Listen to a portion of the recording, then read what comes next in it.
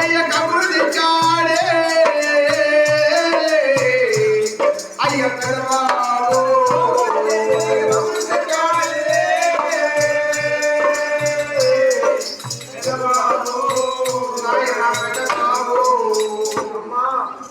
నేను కలగన్నట్టుగానే నాకు అన్ని జరిగింది నాయనా.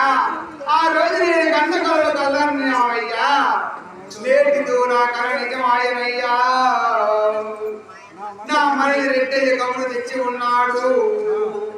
నా భర్త గారు చావు బతుకుల్లో ఉంటూ ఉన్నాడట నాయనా.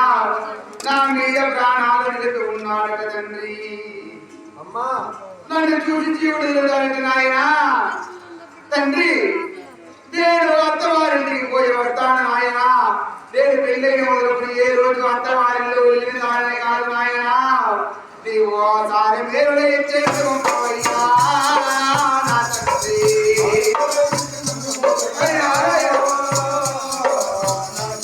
అయ్యో అత్తవారింటికి పోయి వస్తాను.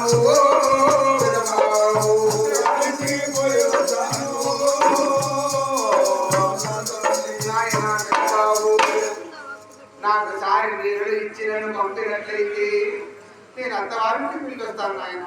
అమ్మా ఈ రాత్రి సమయం మూడోసారి తీసుకుని వెళ్ళినట్లయినా చూచేవారు మంది పోరా తల్లే. నీకంటే మునుపుగా వెళ్ళి నేను మారయ్య ఆరోగ్యం బాగా చేసిన పిమ్మట సారస్తానమ్మా. నా భర్తగారు ఇప్పుడు రేపు చావుకుంటూ ఉంటే నా భర్తగారు ఆరోగ్యం బాగైన తర్వాత నేను సాధించేది నేను వెళ్ళేది జరిగే విషయమేనా నాయన. నా తల్లి తండ్రి ఉంటే నేను అడిగిన వాటికి అడ్డు చెప్పేవాడు. నన్ను సాగిన తండ్రిని కాబట్టి వాళ్ళంటే మాట్లాడుతున్నావు. కానీ నేను సాగినందుకు నాకు బతుకు కుంకుమయ్యి నన్ను పంపవయ్యా. అయ్య నా తండ్రి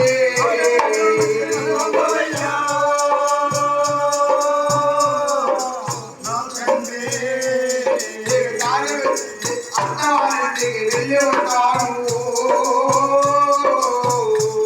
అయ్య పెదవాడు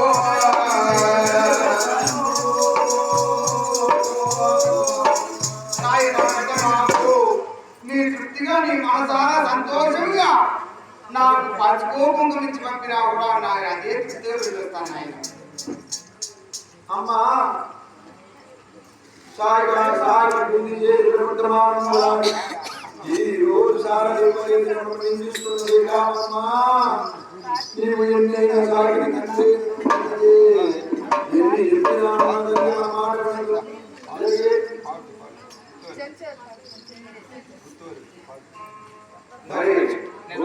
బుధవారం గ్రామవాసులు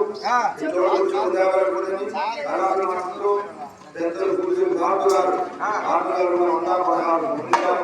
ఎప్పుడు వారి వారి అవసరం కావాలి